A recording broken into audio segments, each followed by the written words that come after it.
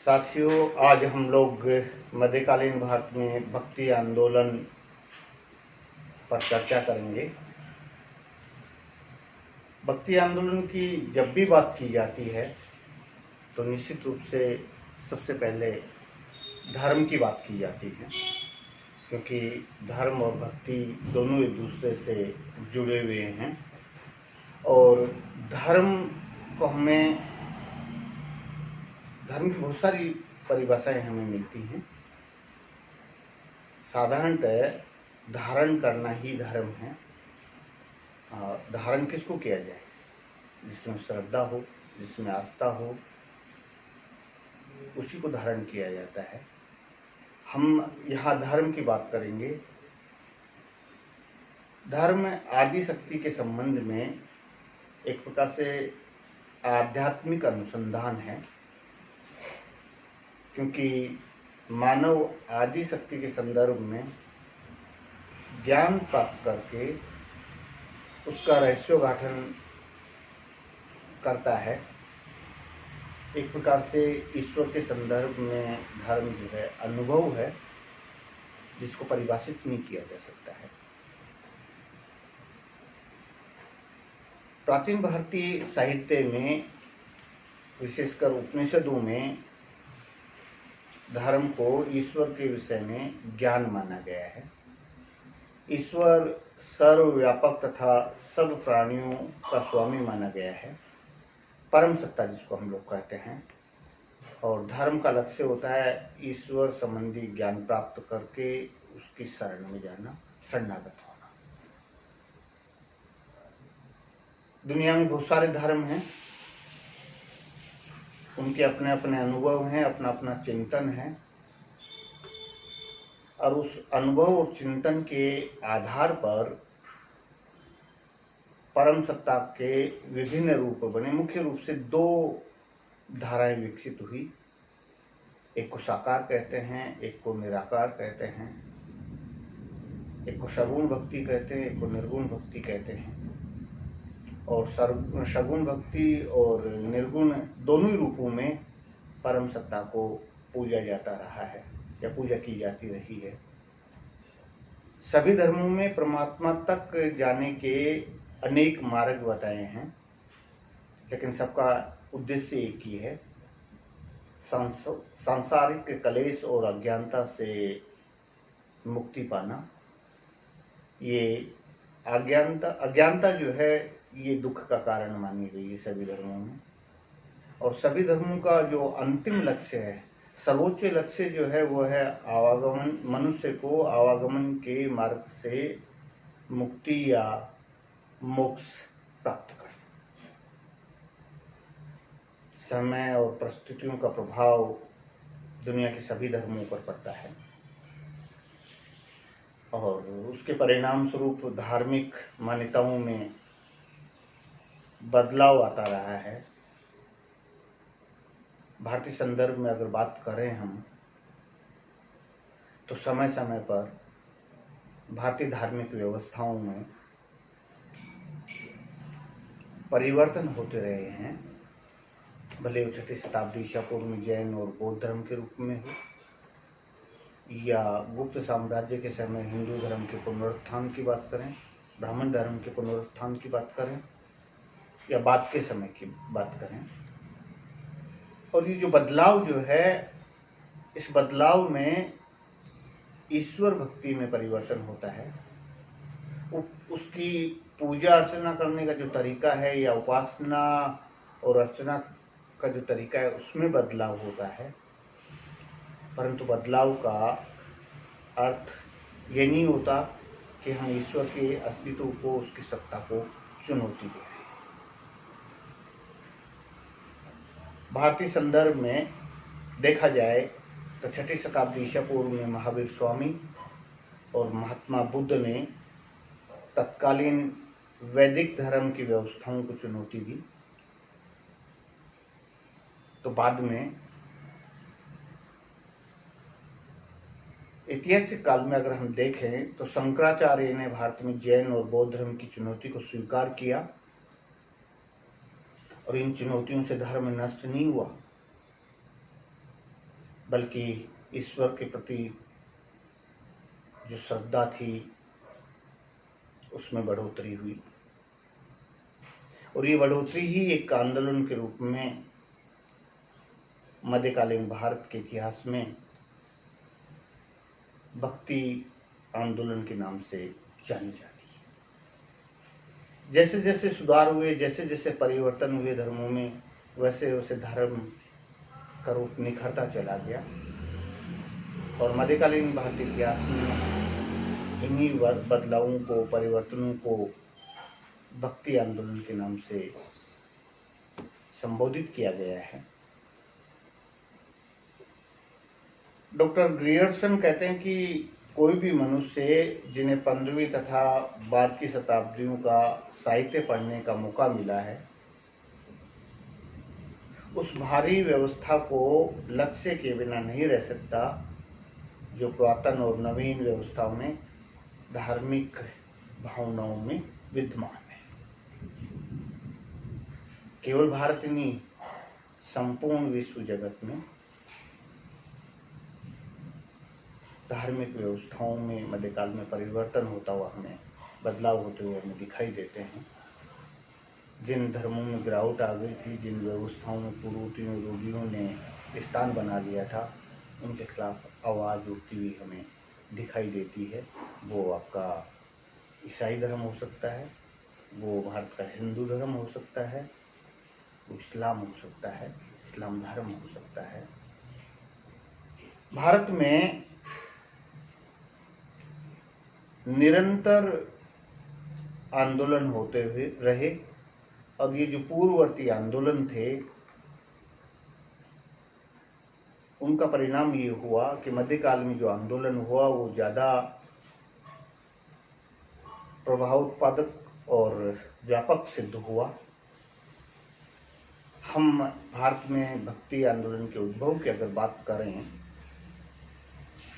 तो विद्वानों में मतभेद है। कुछ पाश्चात्य विद्वान और भारतीय विद्वान भारत में भक्ति आंदोलन का कारण इस्लाम और ईसाई धर्म के प्रादुर्भाव को मानते हैं, तो कुछ पाश्चात्य विद्वान और भारतीय विद्वान इस बात को स्वीकार करते हैं कि भक्ति आंदोलन भारत की एक अपनी परंपरा थी, अपनी व्यवस्था थी। मूलतः भारतीय समाज की अपनी व्यवस्था थी। कुछ लोग भक्ति भावना को विदेशी प्रभाव की देन मानते हैं, विशेषकर इस्लाम और ईसाई धर्म का प्रभाव मानते हैं। ग्रियर्सन इस मत का समर्थन करते हुए दिखाई देते हैं।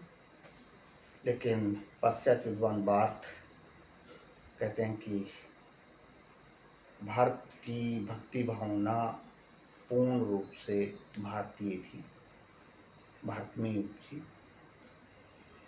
हम उद्भव की अगर बात करें तो हमें भक्ति आंदोलन का उद्भव वैदिक साहित्य में भी दिखाई देता है।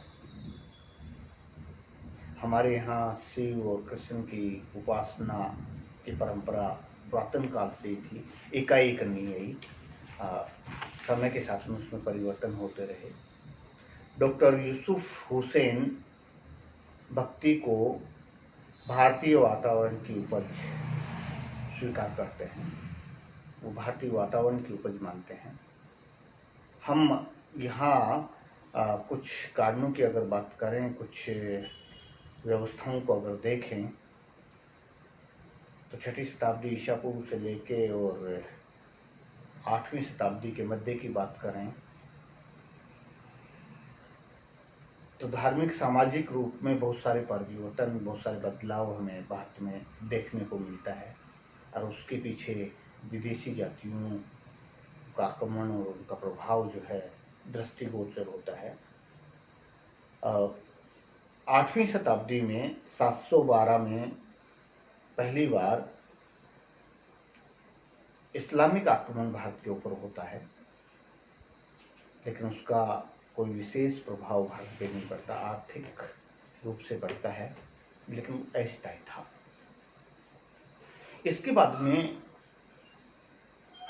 11वीं-12वीं शताब्दी में मोहम्मद गजनवी और मोहम्मद गोरी के आक्रमण एक के बाद एक लगातार हुए, जो वास्तव में विनाशकारी सिद्ध हुए। और उन आक्रमणों का प्रभाव जो था, परिणाम जो देखने को मिलता है, वो मिलता है कि भारत की बहुसंख्यक जनता को बलात् मुसलमान बनाया गया, तलवार के भय के बल पर। भारतीय देवालों को धराशायी किया गया और उन देवालों में प्रतिष्ठित या स्थापित मूर्तियों को खंडित किया गया और उन मूर्तियों को खंडित करके मस्जिदों की सीढ़ियों में लगाया गया। तिरस्कार की भावना पैदा की गई। तत्कालीन भारतीयों को जो है नीचा दिखाने का काम किया गया, उनको निर्बल और कमजोर दिखाने का प्रयास किया गया और उसी का परिणाम हुआ कि भारत में 13वीं शताब्दी के प्रारंभ में 1206 ईस्वी में इस्लामिक राज्य की स्थापना होती है, जिसे दिल्ली सल्तनत के नाम से जाना जाता है। एक तरफ दिल्ली सल्तनत की स्थापना होती है और उसके शासक तुर्क और अफगान जो है वो भारतीय जनता पर इस्लाम को ग्रहण करने के लिए दबाव बनाते हैं, अत्याचार करते हैं विभिन्न प्रकार के। तो दूसरी तरफ मुस्लिम पीरों और फकीरों ने अपने भाषणों और वचनों के द्वारा भारतीय जनता को इस्लाम की ओर आकर्षित करने का काम किया। ये दोहरी मार थी भारत के ऊपर। एक प्रकार से दिल्ली सल्तनत के द्वारा इस्लामिक राज्य की स्थापना की गई और भारतीय नागरिकों को दोयम दर्जा दिया गया, उनकी नागरिकता भी उनसे छीन ली गई, उनके अधिकार भी उनसे छीन लिए गए। निरंतर धार्मिक अत्याचारों से भारतीय जनता पीड़ित हो चुकी थी, लगभग निराशा के सागर में डूब चुकी थी। भारत ही नहीं, अगर हम उस समय की बात करें तो मिस्र, यूनान, ईरान और अफगानिस्तान के लोग टूट चुके थे, इस्लाम के आगे घुटने टेक चुके थे और लगभग उनका इस्लामीकरण हो चुका था। वहाँ निराशा का भाव पैदा हो चुका था, लेकिन भारतीयों ने ऐसा नहीं किया। भारतीय पीड़ित तो थे, अत्याचारों और जुल्मों से परेशान थे, लेकिन इसकी प्रतिक्रिया उन्होंने अपनी बौद्धिक तथा आध्यात्मिक चेतना से अभिव्यक्त की, जिससे देवालों को तोड़ दिया गया तो साकार से निराकार ब्रह्मा की ओर अग्रसर हुए, निराकार निर्गुण भक्ति की ओर अग्रसर हुए। जंगलों में जाके पर्णकुटी बनाकर वहाँ चिंतन और मनन करने लगे। 8वीं शताब्दी से 12वीं शताब्दी ईस्वी के बीच पूरे विश्व में बौद्धिक चेतना का काल माना जाता है, चिंतन और मनन का काल माना जाता है। भारतीय इसमें पीछे नहीं थे। इस्लाम का उदय तो 7वीं शताब्दी में हुआ। इस समय हम देखते हैं कि ईसाई धर्म भी अंधकार में था, अंधकार से धीरे धीरे प्रकाश की ओर उन्मुख होता हुआ हमें दिखाई देता है। भारत में देवालयों के धराशायी होने पर, मंदिरों के टूटने पर भारतीय लोग जंगलों में जाकर इष्ट की आराधना में लीन हो गए। कुछ साकार भक्ति की ओर अग्रसर हुए तो कुछ निराकार भक्ति की ओर अग्रसर हुए। लेकिन हम देखते हैं कि भारत में मुसलमानों के आने से पूर्व ही हमें भागवत धर्म का प्रारंभ होना दिखाई देता है। भागवत धर्म का प्रचार और प्रसार ईसा की प्रथम सदी ईसा पूर्व से प्रारंभ हो गया था और वो धीरे धीरे अपने मूर्त रूप को लेता जा रहा था। और इसका सबसे बढ़िया उदाहरण हमें गुप्त साम्राज्य में, गुप्त काल में दिखाई देता है। भारत में इस्लाम का जो स्थायी प्रभाव पड़ा वो 13वीं शताब्दी के प्रारंभ से पड़ना प्रारंभ हुआ, जबकि भक्ति आंदोलन भारत में विशेषकर दक्षिणी भारत में अलावा संतों के नेतृत्व में 9वीं शताब्दी में प्रारंभ हो चुका। भागवत पुराण इस बात की पुष्टि करता है। उसमें इस बात के तथ्य मिलते हैं कि कर्नाटक से 9वीं शताब्दी में अलावर संतों के नेतृत्व में भक्ति आंदोलन प्रारंभ हुआ। कर्नाटक से महाराष्ट्र, महाराष्ट्र से गुजरात और गुजरात के बाद में संपूर्ण उत्तर भारत में फैला, धीरे धीरे आगे बढ़ता रहा। तो इसका हम ये कह सकते हैं, भारत में मुसलमानों के आने से पूर्व ही भक्ति आंदोलन की जड़ें स्थापित हो चुकी थी। धीरे धीरे वो आगे बढ़ रहा था। हाँ, हमें ये मान लेना चाहिए, इस्लाम के आने के बाद में उस आंदोलन में तेजी आई, तीव्रता आई और वो आगे बढ़ता चला गया। भक्ति आंदोलन क्यों आया, उसके क्या कारण हो सकते हैं, उस पृष्ठभूमि को अगर हम देखें तो बहुत सारे कारण हमें दिखाई देते हैं जिन्होंने मध्यकाल में भक्ति आंदोलन को तेजी से फैलाया। भक्ति आंदोलन सदियों से भारत में चलता आ रहा था, कभी धीमी गति से, कभी तेज गति से, और इस आंदोलन के फलस्वरूप तात्कालिक जो ब्राह्मण धर्म था, जिसे हिंदू धर्म भी कहा जाता है, परिवर्तन में सुधार ही नहीं हुए, अपितु इसने कई महत्वपूर्ण सामाजिक परिवर्तन भी किए। साहित्य के क्षेत्र में भी परिवर्तन आया, साहित्य भी अछूता नहीं रहा। हम कारणों का अगर विश्लेषण करें तो हमें दिखाई देता है कि जो कारण थे, जिनके कारण मध्यकाल में भक्ति आंदोलन ने जोर पकड़ा, उनमें पहला समन्वय की प्रेरणा। जब हिंदू और इस्लाम के लोग आपस में मिले, उनमें सामंजस्य हुआ, तो एक समन्वय की प्रेरणा उभर कर सामने आती हुई हमें दिखाई देती है। दोनों ही धर्म के लोग एक ही फर्श पर बैठते हुए हमें दिखाई देते हैं। दूसरा कारण ब्राह्मणवाद केवल एक बौद्धिक सिद्धांत होना, इसका भी प्रभाव पड़ा। तीसरा हम ले सकते हैं मुस्लिम आक्रमण। चौथा हिंदू समाज की वर्ण व्यवस्था। पांचवा ईसाई धर्म का प्रभाव, हालांकि ईसाई धर्म 16वीं शताब्दी के बाद में आता है यहाँ पर। इस्लाम धर्म का प्रभाव, गुलाम वंश के सुल्तानों द्वारा धर्म राज्य की स्थापना करना, जिससे हिंदू लोग जो थे वो दोयम दर्जे के हो गए थे, और सूफी संतों फकीरों का योगदान, हिंदू धर्म में सुधारकों का आविर्भाव। एक सुधारवादी लहर चली। हम देखते हैं कि हमें एक लंबी कड़ी मिलती है सुधारकों के रूप में, चिंतकों के रूप में हमें शंकराचार्य, रामानंद, चैतन्य महाप्रभु, मीरा, कबीर, सूरदास, रैदास, बहुत सारे संतों की, कवियों की जानकारी सामने आती है, जिन्होंने भारत में सुधारवादी लहर को आगे बढ़ाने का काम किया।